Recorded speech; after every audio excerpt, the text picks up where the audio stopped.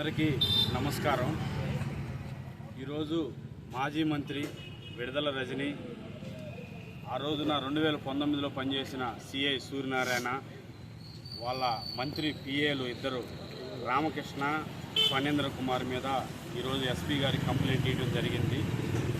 ఎందుకంటే 2019లో వైసీపీ ప్రభుత్వం వచ్చిన తర్వాత గతంలో సిబిఎన్ ఆర్మీగా పనిచేశానని నేను పత్తిపాటి పుల్లారావు గారికి అనుకూలంగా పత్తిపాటి పుల్లారావు గారితో పాటు తిరిగానని నన్ను అక్రమంగా నిర్బంధించి 5 రోజులు అక్రమంగా నిర్బంధించి సిఐ సూర్యనారాయణ ఆయన విచక్షణ రహితంగా కొట్టాడు.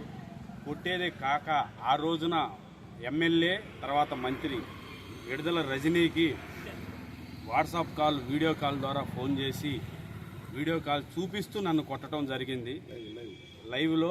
ఆ రోజు ప్రత్యేక సాక్షులు కూడా మా టౌన్ పోలీస్ స్టేషన్ పక్కనే అంబేద్కర్ భవనం ఉంది. ఆ భవనంలో మాలమహానాయుడు కమిటీ వేస్తున్నారు. ఆ కమిటీలో కనీసం మినిమం 100 మంది పైన ఉంటారు. ఆ కమిటీ సభ్యులు కూడా సాక్ష్యమే. అయితే విచక్షణ రహితంగా కొట్టి సైకో ఆనందం పొందిన మంత్రి విడుదల రజనీపై వారి బృందంపై తగు చర్యలు తీసుకోవాలని ఈరోజు ఎస్పీని కలిసి మా గోడు వెళ్ళబుచ్చుకున్నాం. అదే కాకుండా గవర్నమెంట్ వైసీపీ ప్రభుత్వం 5 సంవత్సరాల్లో ఎన్నిసార్లు పోలీస్ స్టేషన్ తీసుకెళ్లారో, ఎన్నిసార్లు ఇబ్బందులు గురి చేశారో, చిలకలూరుపేటలో బ్రతకటానికి వీలు లేదనే విధంగా దళితులపై దాడులు చేసిన ఘనత విడుదల రజనీది.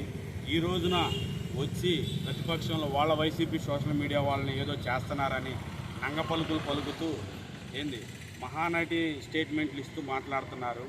గతంలో 5 సంవత్సరాలు ఏం చేసిన అరాచకాలను, అన్యాయాలను ప్రజలు కోకొల్లలోగా వస్తున్నారు.